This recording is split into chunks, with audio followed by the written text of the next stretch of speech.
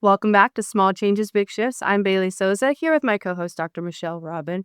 And today we are getting ready to dive into a new series. And for those of you watching us online, we are back in person after taking some time off when the crazy mix of summer. And I think we've decided that we like the flow, the mix of the back and forth, being able to have virtual options and in person. So it brings a different conversation. So I'm excited to dive in as we kick off our new series about having the courage to be whole and really what does that look like from a healing perspective, first for yourself, but also as a community as well. And so as I was getting ready for this series and diving into it, I was looking at the guests that Dr. Robin brought into our orbit and was trying to draw the line. And so I think I'll let her kind of kick off, who we have coming up and why this series and now and what you are hoping our listeners are going to gain from this conversation. But Bayleigh, it's always a great question. You might say a little bit of a wild card. I truly believe in listening to the spirit. We were talking about kind of what are we going to talk about next week. You've done this show for 12 or 13 years and you've had a new episode almost every week. Go that many times, you start thinking people getting bored. What would they like to hear about? And then all of a sudden you get invited to an event and you're not sure why you're invited, but you love the people who invited you. And I believe in the LTRs, showing up for people. So I got invited by my friends Anita and Dean Newton to join them at their house to learn about a group called Uncornered. And all of a sudden I was like, wow, this is really important what's happening in this city that I had no idea about. And actually, while I was there too, somebody else that spoke was one of my dear friends, Maureen Mahoney, who's been in the Wyandotte County. She lives and has worked in Wyandotte County for several decades. And actually, I just found out helped bring Uncornered to Kansas City. But she was also at the event. I'm like, okay, wait a minute. There's people that I truly respect and admire that are behind this organization. Then I had a chance to hear Danny talk and the founders that helped bring it to Kansas City from Boston. And it just kind of really touched my heart. And oddly enough, then another person, a great thing, one of our team members asked me to meet with a gal named Carla who works with first responders. And I thought, wow, there's a connection there. And that's a little bit of my OCD mind is how does it all connect? And then I started thinking about, wow, well, what about the personal ways we violate ourselves when we don't have the courage to stand in our own truth of who we are? So that's how this series came about. And you're so gracious because you just kind of say, okay, then you figure out how to tie it together. So thank you for your help and support and your believing eyes. Yeah, well, I think, I've been proven time and time and again with these conversations and with the guests that we have on the show, there's always something that our listeners need to hear and that we need to hear as well. And so really throughout this series, we're diving in on how our inner dialogue shapes our lives and how we are talking to ourselves. As you said, how do we violate ourselves? And how does that have an impact on, who we are and how we show up? And then we're talking about our communities and gun violence and what Uncornered is doing and diving into the conversation of the people who are healing the communities and the first responders and how do they show up for themselves as well. And so I think one of the things that has been interesting to me along my healing journey is just it changes. It's always ebbing and flowing. I'm always learning new things. You shared, you're always learning new things. What do you think are some of the unspoken truths about stepping into that path and trying to be whole? Such a great question. I like the word courage. I like the word really trying to know thyself, whether it's your love language, whether it's your strength finders, whether it's your personality, other personality profiles. There's also really unpacking your heart and really listening. This is what we talked about the Hoffman process before, is I believe that you can never heal your body unless you heal your heart. I was actually sharing that with a client today, and I think she was like, whoa, I am 63 years old. I've not heard it put that way. I'm a civil rights lawyer. I am a woman. I'm active. I've had a good life, yet I have chronic pain. And so for me, it's in my mind, I'm always trying to put together the puzzle about how it all works together. So there's the courage, there's the knowing yourself. Then there's also the curiosity. Why did this podcast come across my screen today? Or why did this book? Or why did this person? And just be open-hearted to the magnificence and the magic of life.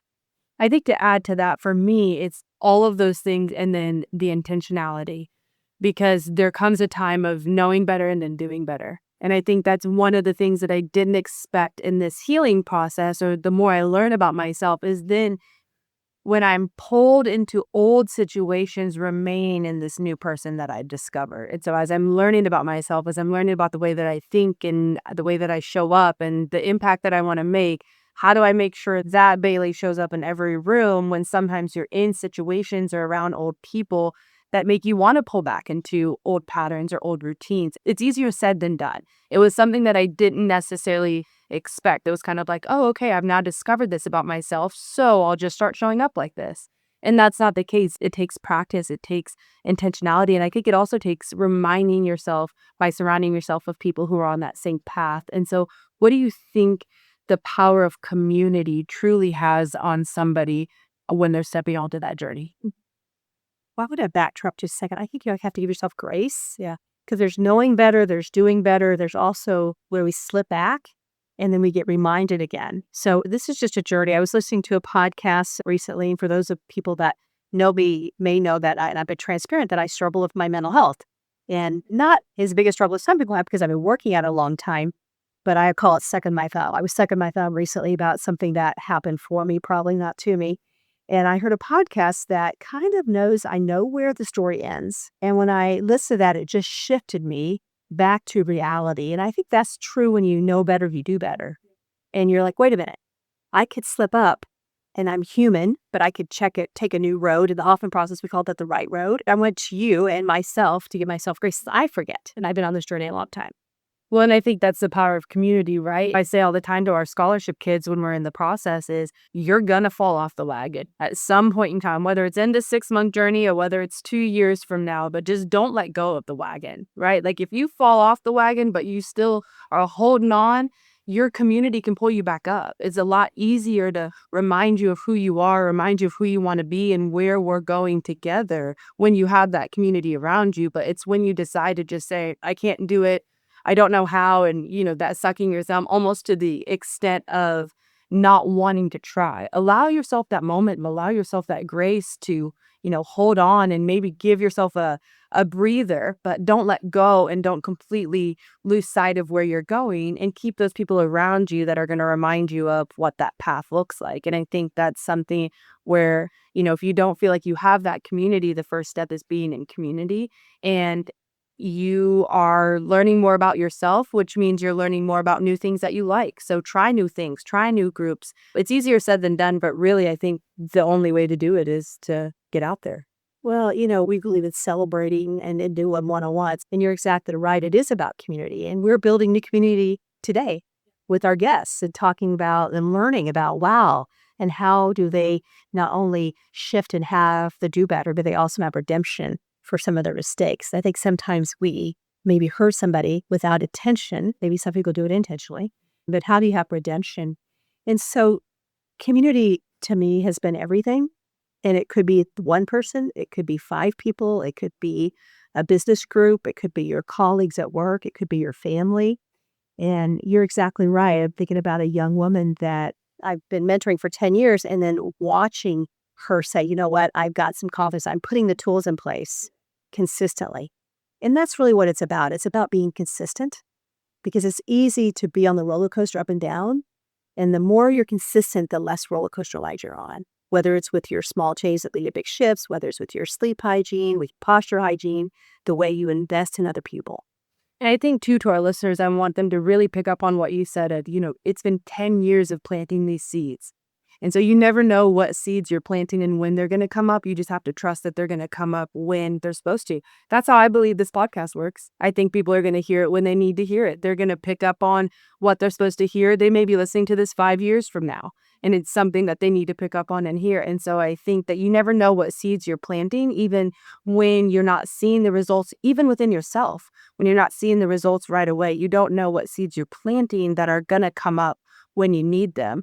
When we're talking about people losing themselves or falling off of the wagon, where do you think people have started to have that disconnection or lost sight of that inner voice when you've seen in your years of practice? Where do you think that happens? That is such an amazing question. I get chills. And when I get chills right here, I know it's the Holy Spirit talking. I would tell you it's really pretty simple when they get disconnected. is they start listening to a voice that's not theirs. They start listening to that Facebook or the LinkedIn or the noise out there that's not the noise in here. And so when I find myself disconnected, it's because I'm listening to, I'm going to air quote, lies or untruths. And I need to dial back into my truth and my reality, into my tight-knit circle that tells me, God, this is who you are. Believe in yourself. It ties back into my faith. And so I believe the number of reasons we fall off is because we start listening to something that triggers us into old behaviors, old patterns that have been for us as young people for this lifetime. Yeah. And for those who are trying to reconnect to that voice, what are some simple ways to start to work that into their routines? Well, you got to tap back into your community, tap back into people that believe into you. You want to maybe find some things that you know ground you. For me, I think about prayers. I think about some songs. I think about some friends, podcasts, whatever. And sometimes I will listen to something. I've had some songs I've listened to 10 times a day because it brings you back to my heart. And so when you find yourself in your heart, it's when you're not thinking about the outside world. You're thinking about your connection and your purpose. And so whatever it is that helps inspire you, it could be quotes. We just put out a new deck called Becoming, 60 Quotes for 60 Years. And those are words matter. And so be really careful what you're putting in your mind and what you're reading. But going back to your question, I've never been asked that question. I do believe it's because we see something, whether it's a text, whether it's a phone call that we barely start listening to. We don't know the outcome, but the tapes start going in our head. When I was a teenager, somebody said early on that if you don't know yourself, you'll listen to the loudest voices in the room. And I think it was more of a, peer pressure, don't fall into that and know what you believe in and your values. But I think it also kind of translates into this conversation of if you really don't know who you are, the voices that you hear, the things that you see are going to start to dictate how you talk to yourself. And so when you have those moments of peace, truly, where you feel connected, where you feel calm, whether that's outside on a walk, whether that's a good conversation with friends, take note of that, be mindful of that, and then be intentional about finding those moments where you can reconnect. And especially find those moments where you can be quiet with yourself. I think one of my very first podcasts as a co-host was with Don Carter. And he talked about when he's working with people, he asks them to start their mornings with 5 minutes of silence. Just sit in silence with yourself. And I remember thinking that sounds so simple until I tried it. And it's really hard to not be like, I could be doing this. What's up for the day? What do I need to be doing? Should I have done that before I started this? And really just allowing yourself to be in the moment. But then I remember along the lines, I saw a quote that says, if you think you don't have 10 minutes to meditate, you probably need an hour. And so I just took that as a grounding moment to reconnect with myself and take those 5 minutes. And so for me, I actually do it in the car now because when I don't have the kids and I can have complete silence, those are moments where I reconnect. I don't like the radio or music anymore. It's a moment for me to just be completely alone and with my thoughts. And normally I'm talking to myself, but it's peaceful for me to just kind of ask those questions. And so to our listeners out there, whatever that moment may look like for you, to just allow yourself to hear your voice, whether it's the first time in a long time or just the third time of the day, the more you can reconnect, and every time you have an opportunity to dive deeper to learn more about yourself, you should take it, whether it's through personality test or whether it's through getting feedback from a loving, trusted community. All of it is an opportunity to be better and to do better and to continue to grow. And I think one of the things that I want to kind of end this conversation with is we've been talking a lot about, the personal gain and why you should do it for yourself, but why should people step into wholeness for their communities or their workplaces or the people that they serve? Well, first of all, I'm listening to a new book right now, and you don't know it. And you teed it up in that conversation, and it was recommended by Brian Miller, who does a lot of our printing for us. Yeah. And it's all full circle. What I want our listeners to know, this is where the circle matters and ties into your community, that the book's called Two Chairs. And it's really taking time to sit with whoever your teacher is in the morning to listen to what's your path. I'm listening to it right now, and it is fascinating to take time because, I like to go, go, go. But it's been interesting to kind of sit and go, okay, let me listen to what I'm supposed to do today. And so that listening does help. So here's where it comes full circle. And just as getting that book, your community around you is pouring into you, whether you realize it or not. And the question is, are you pouring back? And how are you helping your families and your neighbors and your colleagues live better lives? And it's the way you talk to them, the way you look at them, the way you smile at them, because you never know how that one smile will change somebody's day, or maybe it's a hug. So if we are all a collection of our community, and we're either making our community stronger or weaker. It's been exciting to be in Kansas City the last month of watching the World Cup. And when you think about how the world is on disarray a little bit, we just celebrated 250 years of kind of democracy in the United States of America. And so community matters. And I've loved watching that celebration along with the World Cup in Kansas City, how people have wrapped their arms around the world. And that's the power of community. You said it best. I think every time that we take the opportunity to hear different voices, different stories, be in and experience different cultures, it's a learning opportunity not only for yourself, but for that bigger impact of community. And it's so much fun. Like, I think that's the piece too that, you see it, like whether it's the praise or whether it's just small gatherings, or when I was at the library with the kids this morning, there was a sewing circle happening in the meeting room. And I'm like, that's what I want to be doing when I'm in my 70s as well. The conversation, whatever it may look like for you, just step out there and be open to it. Kansas City has so many resources to get plugged into community and to step into your power and to start to find your voice and to start to find what you love and what you want to stand for and the impact that you want to make. So you're in for a really exciting series. I can't wait to dive into these conversations with the guests. Join us next week as we have Danny Ramos here with us from Uncornered to talk more about how their organization is on a mission to reduce gun violence in our communities. Until next time, we're sending you all big heart-to-heart hugs.